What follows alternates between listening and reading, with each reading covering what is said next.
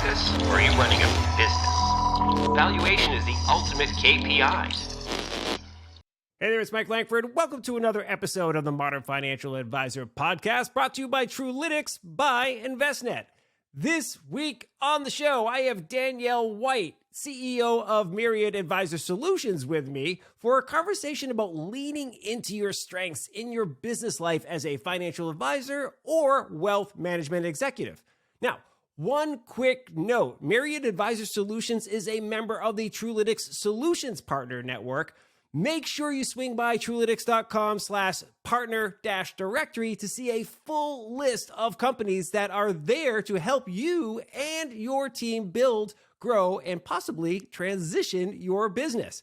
Okay, as always, please make sure you subscribe to the podcast on Apple Podcasts, Spotify, Google, Amazon, the YouTubes, or wherever you like to get your podcast jam on. And if you have a question or a suggestion for a guest or a topic for the show, hit us up. Simply go to truelytics.com and use that little contact form there, or shoot us an email, podcast@truelytics.com. Okay, let's get to our chat with Danielle White. Well, Danielle White, so wonderful to see you this morning. Welcome to the Modern Financial Advisor podcast. Thank you. Appreciate it. Yeah, it's fantastic. This is so much fun. You and I were just kind of like, we're off to the races today. We're talking about Star Wars nerdiness. Well, okay, I was talking about Star Wars nerdiness. You were just polite enough to listen and not a lot. But no, it's great. We've already bonded wholeheartedly here. We're excited to get on with the show. So this is going to be a really interesting one, I think, because one of the fun things I like to do as I prepare for each podcast episode is like I brainstorm like, what the heck are we going to talk about? Like, what's going to be interesting for the audience? And, usually I try to make sure it's connected to the solution that obviously the guest is providing, because that, works well for people. And so many times what ends up happening is it's somewhat subtle. It's like, okay, people understand like what Danielle White does with Myriad Advisor Solutions, excuse me. But, in our prep call, I started thinking, wow, there's some really cool stuff here. We really started talking about leaning into one's strengths, right? And not leaning into the areas that you struggle with. They're kind of weak, right? So I think we'll dive in there, right? So what are some of the core solutions that you and the Myriad team offer to advisors? And we'll kind of build off of that. And I think people will see where we're going on this.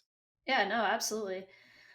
We have kind of two sides of the house. One is the turnkey solution. So really walking the business owner, the financial advisor from the kind of captive environment into the independent environment and really putting that business owner hat on. There's a lot of decisions that have to be made and a lot of options that have to be reviewed. So we walk through all of those things to open a business. And that could be real estate all the way down to office supplies and really everything in between. And an ongoing support basis, we're helping with IT, HR, marketing as kind of like the high level modules or service aspects, and the breadth of services or the myriad of services. I like it.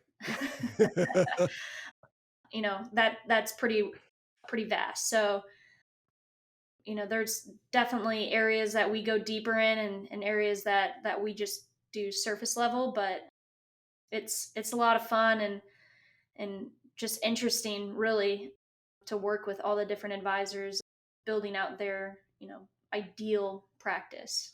I love it. So first of all, if you're watching, listening to this episode of the show, one of the things, that I want to make sure that we level set right now is like, this is applicable for if you are a breakaway advisor or an advisor who's thinking about breaking away. If you are an advisor who's already running an existing business, right?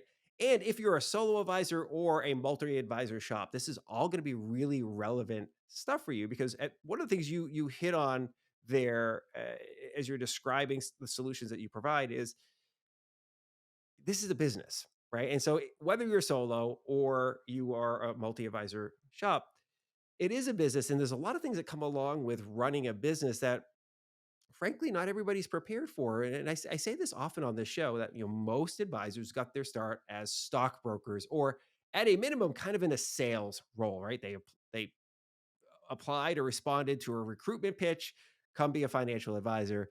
They joined a firm. They passed their Series 7 and so forth, and they started kind of selling. But at a certain point in time, especially if you're breaking away, oh, guess what? If you need toner in the printer, somebody it's not there because you Yeah. got to go get it, right? This is a business, right? Somebody else used to do that for you at the old big firm. Now you've got to do it. How do you so let's kind of start with that person in mind first. If I'm an advisor and I'm at a big shop or even if at a relatively small shop and I'm thinking about kind of going out on my own, what are some of the core steps that you're talking to that advisor about right at the beginning, like before they get the business rolling? Yeah, a lot of times we even take a step back and figure out the underlying reason of why they want to. Mm, The initial reason that a lot of advisors think is like, oh, it's more money. yeah. And so it's like, duh, why wouldn't I do it? And so from our side, you can get more money in a lot of different ways, but are you truly wanting to be a business owner?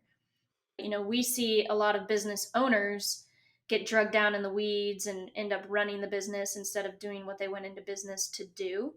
And so we're here to help like mitigate that from happening. So we're trying to get an underlying reason, I guess, as to what's driving the change Yeah. and then really building off of that. So it might be more money, and that's a lot of times what it is. So, all right, you're doing it for more money.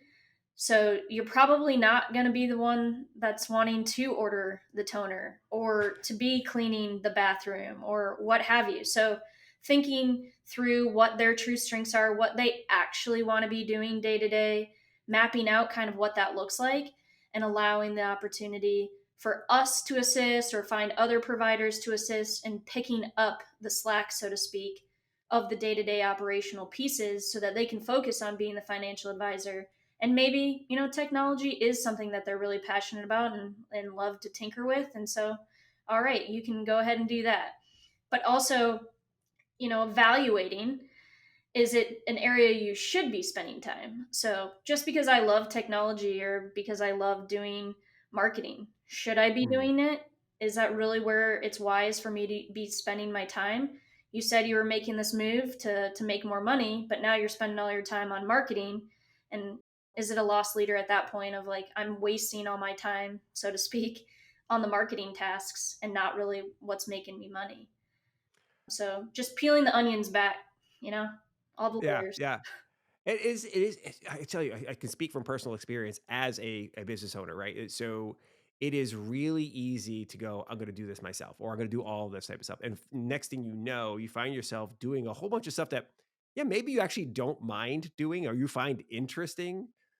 But I was, kind of alluding to at the early steps of this is that you weren't leaning into your strengths, however, or the things that you should be working on. Like, so again, the marketing one's a fantastic one. Every business needs marketing. You should be spending money and investing on marketing because marketing sows the seeds for sales. That doesn't mean if you're a solo advisor, you now need to become an expert marketer, right? You do need marketing, but let's talk about who's the best or what's the best way to do that to have your presence out there to make sure that you're top of mind in the consideration sets for prospects that are out there. And then maybe you're the closer, right? That when Yep. those leads come in, you're the one who's closing the deal, but you don't need to be the one who's spending all your time on social media, all your time creating campaigns or working on the website and things like that. Yeah. Yeah. It's like, the best way to explain it to a lot of the advisors is like you're staying up to date on the trends, you're staying up to date on the fintech landscape, you're staying up to date on all the like white papers, research, all the different models, performance management. Like that's really where they're staying up to date and knowledgeable, but they're not spending their time on the latest and greatest technology or like Windows 11. What does that mean Mm, for supporting your computer? Nor should they be. And so, really finding the experts, as I do for financial advising, like I don't know much about financial advising, so I am not going to be doing that. I will yeah, find somebody that can hopefully make me money and at least preserve my wealth, if not grow right. it. So, definitely taking those things and making sure you're putting the money where it needs to be put because it will more than likely return tenfold.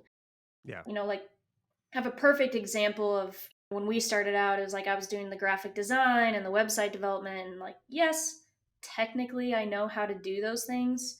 But the second we hired like a graphic designer or a web developer, something that took me 4 hours to do took them like 15 minutes. So Yeah. like the output that we were getting was insane. And it was like, Yeah. yeah, it cost me a little bit more money, but how much money was it actually costing me in time that I could have been Yeah. doing other tasks? That is a spectacular point that I think advisors probably use that when they talk to their clients occasionally is like, hey, listen, yes, technically you could go out there and do all the research you wanted to do about building a portfolio that's going to help you achieve your goals. You could do all those hours of research and you could put the hours in on a weekly, monthly basis, whatever, to review your accounts and see if you need to rebalance and all those types of things. You could do that and you probably could do a halfway competent job, but there are some things you're missing there. You could be using that time to spend time with your family. You could be using that time to make more money in your career where your strengths are. And also there's the emotional element to it. Like, I don't know how you feel about this. And when you start wrestling with something that is outside of your true wheelhouse of competency, man, does it get frustrating really quick. And the emotional pieces start bubbling up.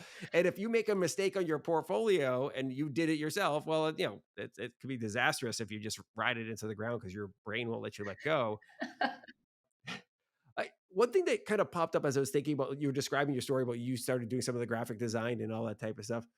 Uh, there is a reality of some advisors. I imagine if they're breaking away and starting their own thing, it's they have a limited budget. Hmm. Right? So some people will do things because, like, "Hey, listen, I don't have $10,000 to have a graphic designer do all this type of stuff, so I'll do some of this lightweight work myself." Maybe graphic design is not the right, decision make, but, like, I can't afford whatever this XYZ function is to do. How do you help those advisors prioritize where to spend their dollars, right? Because I would imagine, like, that's a real conversation that happens frequently is like, "Hey, okay, you only have so much money. Yep. Where's the best bang for your buck?" Right? Yeah, no, absolutely. So, there's lots of things that are going to be more impactful up front. And it's going about things more in a phased approach. So it's not necessarily saying we're not going to do those things at all, Mm, but it's like, okay, we might readdress this in a year from now. yeah, Like one thing that I always see a lot of new business owners spending money on that it's like you can wait is like promotional items. mm, I think they're really excited about having their own stamp and their name and like being like, heck yeah, this is mine. I did this. And it's, spending all that money on the swag. And it's like, okay, that's not something that's actually going to be bringing something to your bottom line. It's actually probably going to take away from it for a while. So yeah. that's something, you can hold off on.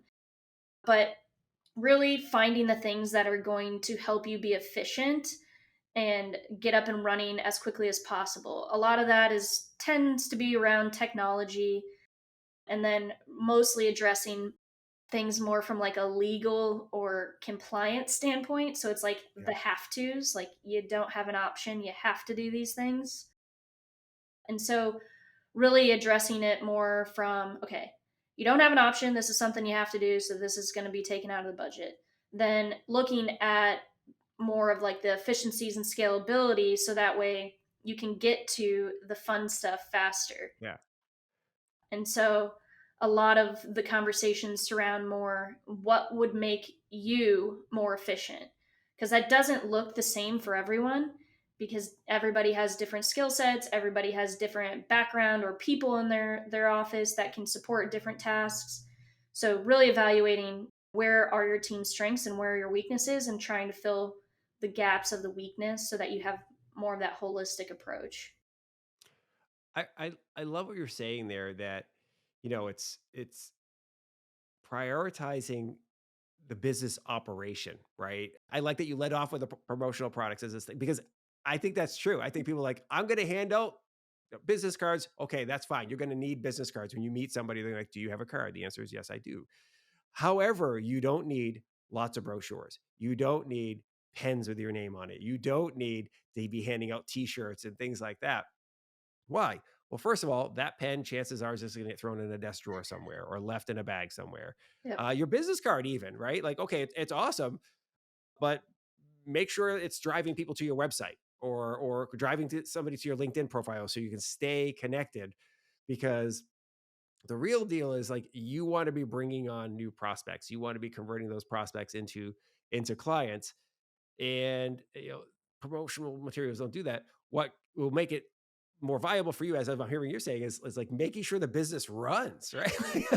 Like, like, Yeah. what a Step wacky one. concept. Step Yeah. one. Well, because like you bring somebody in the door, and like, what if it's like it's a hot mess every time you bring somebody into the door, right? Like you have no idea what to. Oh, okay, what?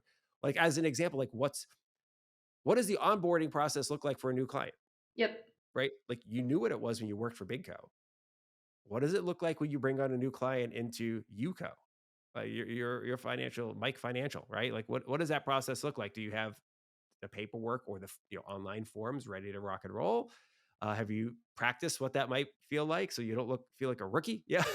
Well, and When you're even like boiling it down to like who's going to be doing those tasks. Like, is it you oh that's yeah. going to be doing them? Is it like your support staff that's going to be doing it? Is it the technology tool that you have elected to use? Like, figuring out actually who's responsible sometimes is half the battle, because you may have the process outlined and you may be like, okay, A through Z, I understand these are the steps, but like, who's owning that?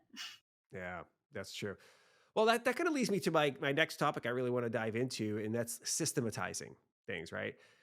Because a large percentage of RIAs, and so this is not just breakaways, right? Now let's get into the people they have operating businesses. Maybe the business has been in business for 10 years, right? But a large percentage of RIAs and financial advisors operate as solopreneurs. We know this, that is just, I think it's the majority are just independent operators, right? If you want to call it that. And then even more are like, the next big junk is next big bunch. Yeah, Mike can talk here is five or less. If you actually go do the analysis, like most RIAs have five or fewer advisors under the roof, right? So it's a Yep. really small team. Yep. And so when businesses are that small, there really hasn't oftentimes been that much time invested in creating systems, right?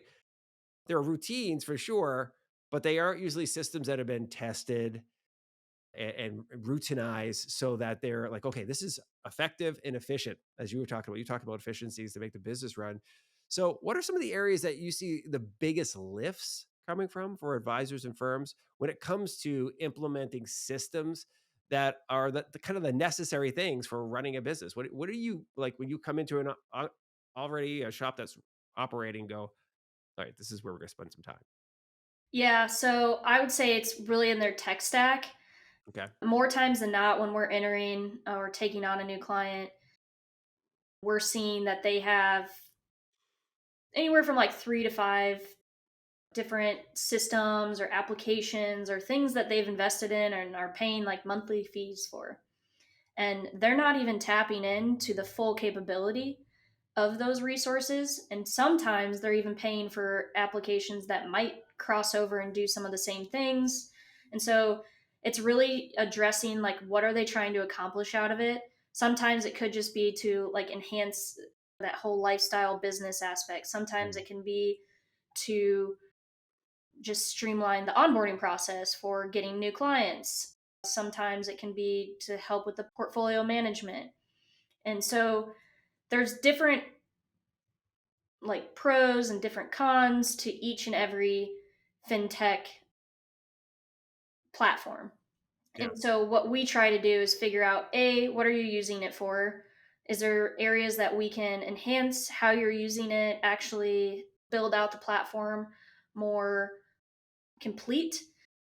And then the other big issue in across the industry that we run into all the time is like different applications not even speaking to each other. So you may Yeah. have an application that gets you from like A to C, and then the next application gets you from like D to M. Yeah. But there's nothing for those two to communicate from the C to D, and it's like a manual process.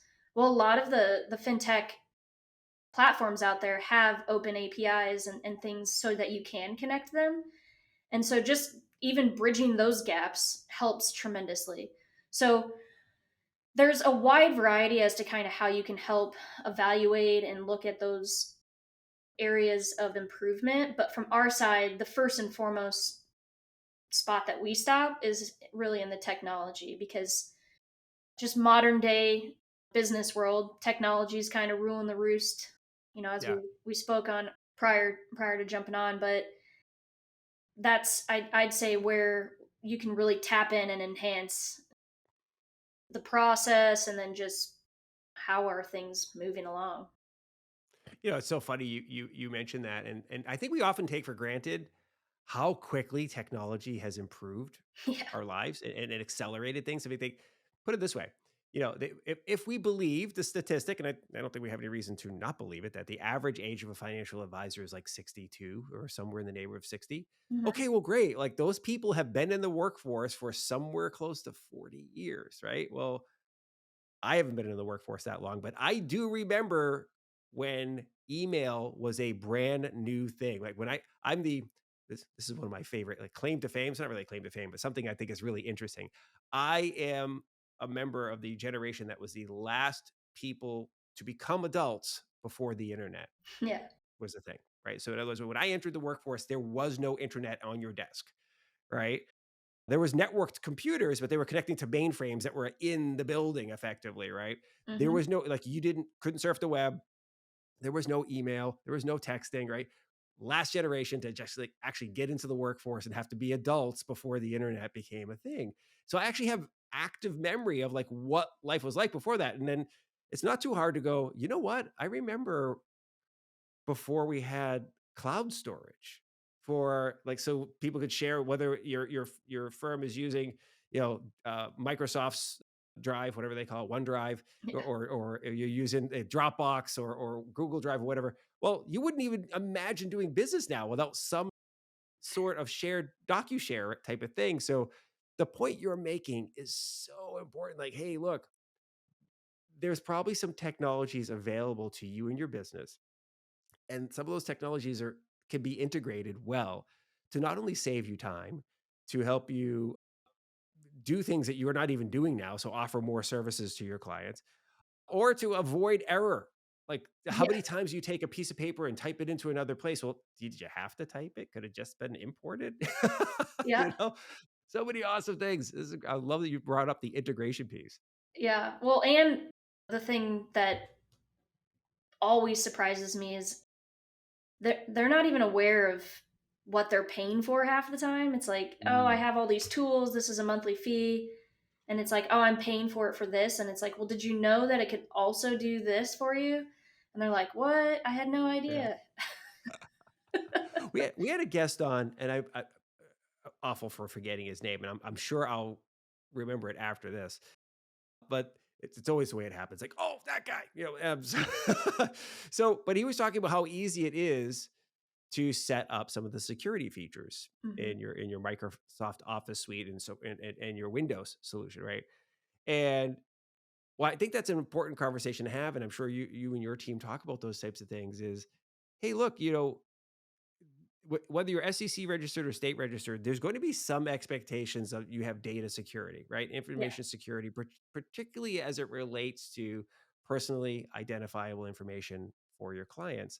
And no, most of us aren't experts on how to navigate all the ins and outs, all the switches that I can have on that maximize the security level while also allowing us to do our job without it being a total pain in the butt to get to something Mhm. like things like two-factor authentication and so forth. It's like getting that stuff set up, to your point, you're already paying for it. It already exists as a feature in what you're paying for. Yeah. Maybe like there are encrypted cloud drives. We were talked about cloud drives. Like you can set an encryption on there. So in the event that somebody were to get in there, they can't access anything. Right. Exactly. Well, and I think that brings up another point, is just in the world of small business, a lot of times advisors and just small business owners in general will be like, "Oh, I'm not, a target for those security breaches or for somebody to hack. Like, I'm too small." Hmm. And I think that's a big learning curve for us in education for the small business, is like, actually they're counting on the fact that you think that way. and that you are probably going to be the target because they think, oh, they're thinking I'm hitting the big co, and they're the ones that have all the security in place. So it's a lot harder for them. Where it's like, if I just hit the small advisor or the small office, like they're not going to have anything. And Yeah, so for us, that's a huge piece of like educating and yeah, ensuring you have baseline security and protection. yeah, And it's like just, and it's not expensive. I think that's yeah. also kind of a misnomer, is like, it's going to cost me so much money to protect myself. It can be very cost efficient. So just doing the small things that can protect you tenfold is so important. Like even little things like, hey, what's a strong password?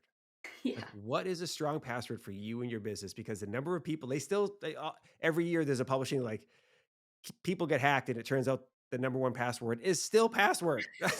Like people still use password as their password or Yeah. some variation of password 123 or something like that. It's like, guys, there are password techniques that you can remember with ease, right? Yeah. So you don't like, well, I can't remember it. So it's like, but you could, it's actually not that difficult to create one that's very easy to remember that you would think of Yep. and that you could use.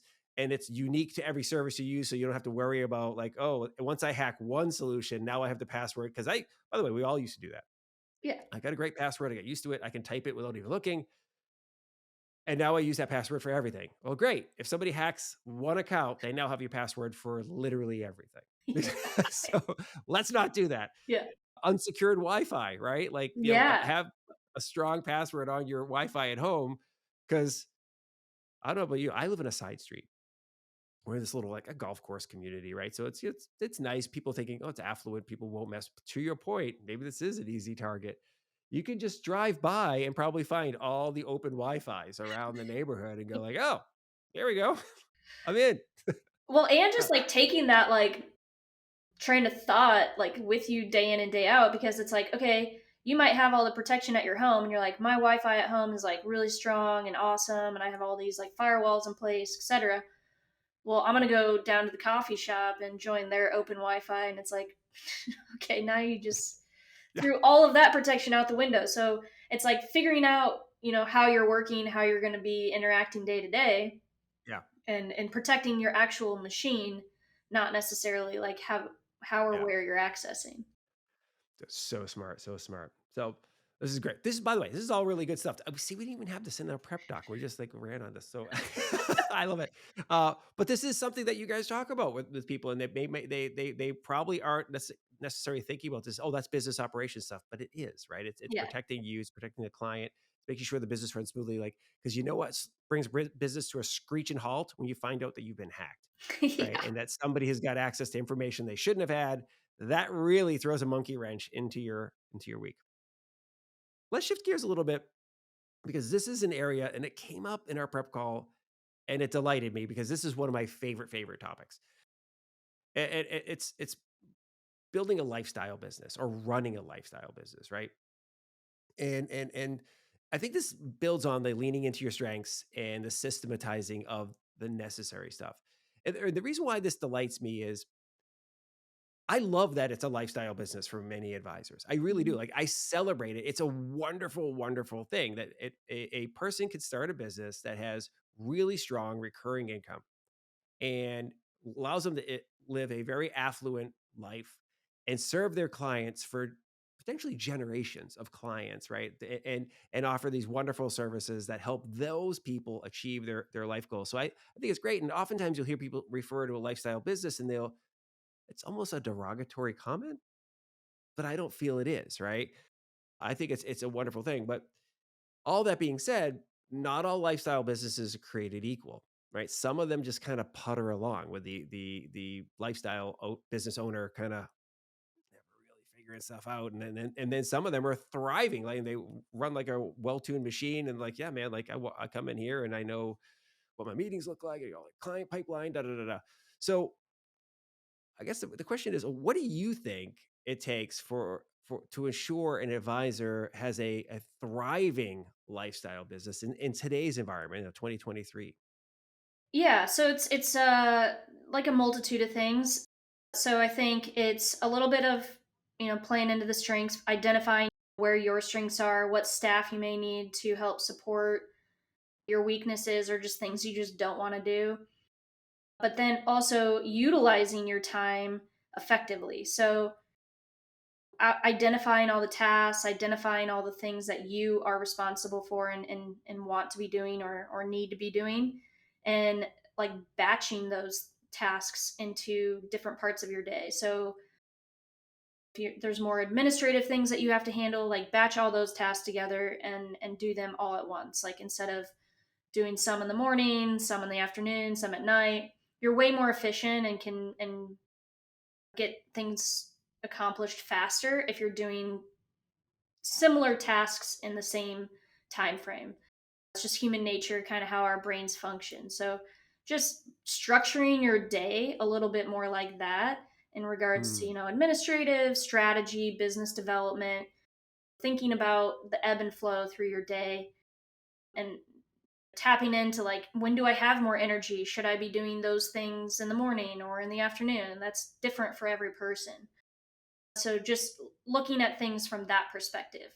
But then even coming up higher out of yourself and looking at it from like a practice longevity standpoint, I think a big area that is not tapped into enough from the financial advisor perspective is that generational wealth and having kind of mm, the focus on that. So you might have the clients being the parents, and that could be the client relationship today, but ensuring that you're building the relationship with their children and knowing that you're going to be keeping that client kind of ongoing, and it doesn't necessarily have to be like you, the advisor, has this relationship with X child. You could bring in like a junior FA and mm. and help build that portfolio from that perspective, but not looking at things so short-sighted and that I have XYZ client and my life is great, my book of business, my AUM is awesome, and then it's like, oh, all these people are slowly passing away. Yeah. My AUM's going down, and like what's happening? Like how do you maintain that and capture that and make sure that you have the longevity of the practice, because that's going to address a lot of the lifestyle aspect. It's like you may be great today, but what's it going to look like in the future? Yeah. And so it's a little bit of the combination. So, where am I being successful? How can I be, living life the way I want to be living it, and managing my practice that way? But you also have to look at the practice and like how you're handling the clients and their assets. Yeah. It's so important what you said about building relationships with the extended family or the heirs or whatever, because every advisor who's been in business for a decade or more has experienced a scenario in which you log on in the morning and you notice some assets are missing. Hmm. Well, that's weird. Or, and oh, Joe and Sue left, right? Or whatever. Like, oh, why? Well, uh, they moved, or, and if they're older, guess what? Their kids said, hey, it's time to take over. Mom and dad will move you over to my advisor or whatever that is. And so building those relationships is really important, especially if it's a lifestyle business, right?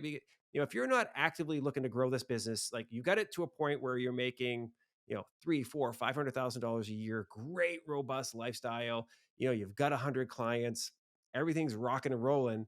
Well, that business will shrink over time Yeah. if you're not occasionally bringing on a new client or ensuring that the assets you have are really sticky, right? Like, okay, Yeah. I have, Joe and Sue as clients. I want to make sure that I get Brian and Riley and as their children on board as well, have an actual relationship with them. My firm does, at least, Yeah. because I don't want this stuff disappearing, because that happens a lot, right? People just ride the business into the ground and it decays over time. Yep. Yeah. Yeah, Absolutely. it's crazy. So yeah, lifestyle matters, but keep it rocking. Yeah. um, Don't be like short-sighted in that yeah, lifestyle. It's like, yeah, how long do you want that lifestyle to last? yeah.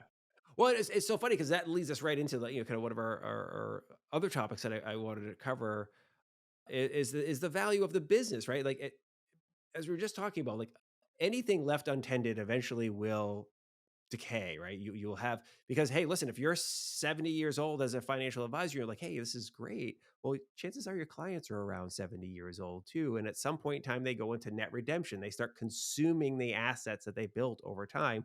So you can't rely on it to be a consistent income all the way to whenever you decide you're checking out.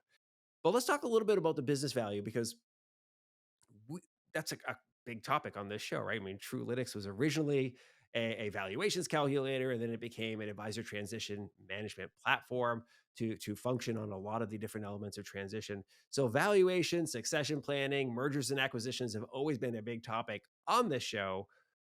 But during the prep call, you mentioned that one thing you often have to work with to help advisors understand is that their business has value, Yeah. that it's not just an income derived by serving a client roster. Like, this is a business, right? Somebody may want to buy it someday, or you may want to transition it to somebody else someday. So would you mind sharing like how you approach that conversation with clients, and what have you learned over the years working with advisors on the concept of business value? Yeah. So it's a different approach, depending on the advisor, primarily based on kind of the age of the Yeah. advisor. So it's like, are you looking to build this? Are you looking to sustain this? Are you looking to essentially make this move and then retire? And so identifying, what their goal is, where they're at in that process. It's almost like they're same consultation that they're having with their clients. Like, how much longer are we going to need to do this? Are we building your Mm. wealth? Are we going to maintain your wealth? Are we looking to spend the wealth? So it's similar in nature. So it's like kind of ironic that we're having to have the consultation from that side. Yeah. But figuring out, does it make sense to bring on younger staff that you're going to be training up so that you can essentially sell your book of business to within the firm, or not really interested in growing staff, not really interested in growing it from that perspective. So we'll start helping them with the merger acquisition type aspect. So finding similar advisors from a value perspective and just aligned mentally, and like Mm. how you handle the clients, and ensuring that there's that handoff from your client perspective, that they're going to be continued to be taken care of the same way that Mm. you want them and have been taking care of them. So finding kind of like the matchmaker Yeah. aspect. And we briefly kind of talked about like dating. It's a Yes. little bit of that in the world too. It's like figuring out advisors that you're going to have that business continuity and disaster recovery, not even necessarily for like the retirement, but if there is some sort of death or disability or just something that happens in your life that you don't have control over, what happens to your book and what happens to your business from there. Just Yeah. making sure that they've thought through kind of all the different things, same as like a trust or a will. It's just having that extra layer of protection. So Yeah. it looks like a lot of different things, but it's really getting them in the mindset of what ultimately are you trying to accomplish, and like who are you trying to accomplish it for? Is it for Yeah. your family? Is it for your kids? Are you looking like, hey, I want to build this up, retire, and just enjoy my life? What is the ultimate goal that is the driving force for what you're doing today? So that's kind of first and foremost. Second is then figuring out the strategy of, is that building it internal? Is that maintaining? Is that just finding somebody, in the matchmaking aspect? And then once you've figured out the strategy, really understanding what the true valuation of the business is. Because, okay, you may think my book of business is worth X.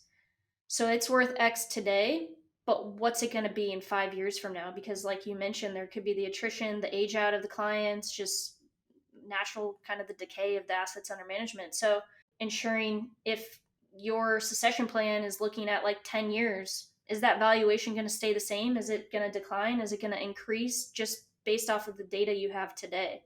So, ensuring that they're also mapping out the strategy, but then understanding the implications of what they do today, from growing the business or that generational wealth. you know, what's that going to do long term too when you're That's hitting your goal. so important that you have that conversation. So, to kind of recap what you're doing there at Myriad Advisor Solutions is, it's beginning, middle, and end, right? It's like, you're helping people get their business started and making sure that it over time runs smoothly and can grow if they want to grow it. And then also helping them plan for what is, by the way, for everybody listening or watching, an inevitable end to the business, right? I say this frequently on the podcast. I'm sure people are sick of it, but hey, Father Time is undefeated. He just is, right? Like, Yeah. it doesn't matter. LeBron James eventually will retire. I hate to tell you that Tom Brady finally retired. Everyone eventually, it comes to the end, right? One way or another, it will end, and hopefully it doesn't end with somebody dying on the job. But like, the reality is there will be a time where either, if you aren't careful, the business has decayed enough where it's no longer worthy of you doing it, or all your clients are really old and they're like, their families are taking over their assets, Hmm. right? Or hey man, like, you just might have something going on in your life where it prohibits you from really working anymore, right? But so having a plan in place, understanding, even if you have no immediate plans of selling, like, okay, you mentioned, I love that you talked about emergency continuity. Truelytics has a solution called True Continuity Yep. that is all about that. Like, what happens if you get hit by the bus or Yep. you have some other thing happen in your life? What do you do? Like, what will happen to your clients? What will happen to the business? Well, let's talk about what might happen. Right? Yeah. Like, list it out. Yeah, and from our side too, it's like, okay, you have it from your perspective. So like me, advisor, these are the things that are important to me. But if you're not the solopreneur or solo advisor and you have other advisors that you're partnered with, really understanding the partnership dynamics is important. Mm, That's like another area that we see kind of the big question mark, or ooh, I think we actually need to push on you a bit to have these conversations, because what we hear all the time is, oh, well, I've worked with Bob for 30 years and I know Bob. Well, it's like, okay, I understand you know Bob for the last 30 years and that everything's good and glorious, but I'm sure you've also heard of divorce. And yeah. I'm sure when people get married, they think I'm going to be with my wife or husband or whomever forever. I'm with Yeah. them till the end. But then 10 years down the road, people change, things change, environments change, and those Mhm. people got a divorce. So you also have to kind of talk through what that looks like from a partnership dynamic aspect, because you may be just thinking about, oh, when I'm looking to get out of the business, but maybe you're in the height of the business and there's some sort of issue or aspect that you need to work through with your partner. Well, we always advise people to essentially have that stuff outlined and defined when things are good, Yeah. not when So things hit the smart. fan. That is, yeah. It's not the first time I'm hearing this, but it's always nice when you hear like certain things like pop up. Like, that's 100% so true. Like, Yeah. let's talk about. So this is very relatable. My son is a senior in high school and he's going to college, right? In the fall, we just went to this orientation for school, and they talked about that. Well, having effectively a roommate contract, like they're going to go through this roommate matching service and everything, so they can find the right ones. And then once finds his roommate, they look for suite mates because it's going to be in a 4 dude suite effectively at the. But exactly what you're talking about, I think it's easily relatable. Like, what happens when we have a disagreement? It's inevitably going to happen, right? Some sort of issue is going to happen. What's the process look like for resolving those types of things? And hopefully it never gets to separation, but hey, what if separation happens? What does that look like as well? So smart to have that conversation. It's an uncomfortable conversation, of course, because you're effectively talking about like prenup for the business, but Yeah. save you a lot of legal fees, anxiety and sleepless nights if you knew ahead of time, like, okay, Bob wants to go his way. All right, Bob, that's fine. All right, let's Yep. go to the agreement. The agreement says this. Now, if you want to fight it legally, I guess you can, but like, we talked about this. Like, Yep. Yeah. this is easy, Yeah. you know, Exactly. really cool. It's in writing, Bob. No. Anyway, poor Bob is like, what the heck did I do? All right. So, anyways, all right. To wrap this thing up, so this is we're kicking for home here, but every once in a while, I go through these phases where I start asking guests kind of the same question, a recurring question. I don't always do it, but if you go back and listen through the series, you'll see that every once in a while I'll have like, several guests in a row where I've asked them the same question. And one that's been on my mind lately is, what are you watching with great interest, or what are you seeing bubbling up that you're keeping an eye on, right? Because the industry does evolve, it changes rapidly. As we were talking about, like, hey, look, if you got your start like I did in the early to mid 90s in this industry, you've seen a lot of changes, right? One Hmm. of them being in the internet. But so um, here we are, early stage, Q1 2023. What's most interesting to you right now? What are you seeing happening out there? Yeah, I think it's just that evolution of the technology, really, not only from what you can utilize and add to your business from an enhancement standpoint, but then also just the regulatory changes. So, Mm, you know, it's like technology is a little ahead of those changes, and they're getting up to speed on the way of the world and the environment in which the advisor is truly managing those relationships. And so, from our standpoint in the last year, there's been a lot of discussion and changes in providing the flexibility for advisors to actually tap into the technology that is available. There's always kind of a running joke that the industry is like 10, 15 years behind everything else. It's like all antiquated stuff. But I think that we see that gap closing faster just because of the regulatory changes. And so, not only from our side do we need to stay up to date on what capabilities they can tap into and leverage, because the second that they're able to, we need to be able to jump on and allow them to use it. yeah, But then also where that conversation is from the SEC FINRA standpoint on allowing just the marketing rule change and just sure. how that is affecting the clients of what they're able to leverage and enhance their offering, or just even the communication with the client. So from our side, it's really twofold. It's like the regulatory piece, and then when they are saying this is a go, allowing us to jump on that go and the green light Yeah, of that's the awesome. different tech. Yeah, it's fantastic. I just had another conversation not too long ago with Laura Gregg from FlexShares ETFs, and they did the study on outsourcing, right? On like how advisors are leveraging outsourcing. It's kind of feeding into some of your trends, because a lot of it's technology based, right? That advisors are enhancing their abilities really at a breakneck pace by being able to leverage other services, and whether that is investment management or other solutions, and solutions like yours and the ones that you advise and provide. It's changing the industry, right? Like, it's suddenly a one person shop, or two or three person shop can really present themselves and function just as strongly as a large firm. Yeah. So it's really, really an exciting time to be in the industry. So fantastic stuff. Well, we've reached the end of our time together, Danielle. So I think people are going to want to follow up with you, obviously. So what's the best way for people to reach out and get connected and get the ball rolling with you? Yeah, I mean, LinkedIn, always great resource for me if I want to connect direct. So Danielle White, just on LinkedIn.